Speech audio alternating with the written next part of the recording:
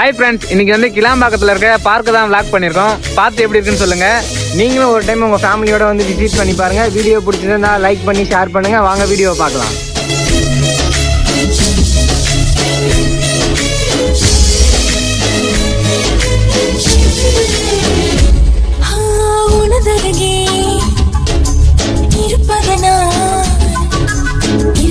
தெரியாத பகலுக்கு புரியாத பொழுதொன்று நீ காட்டினார். இதயத்தில் நீ இருப்பதனால் நான் தூங்கும் நேரத்தில் என்னுள்ளே தூங்காமல் நெஞ்சுக்குள் வாயாடினார். கண்ணாடி நீ கடிகாரம் நான் உன்னுள்ளே ஓடோடி வாழ்வேன். காதல் எனும் கடுதாசி நீ என்றென்றும் அன்புடன் நான்.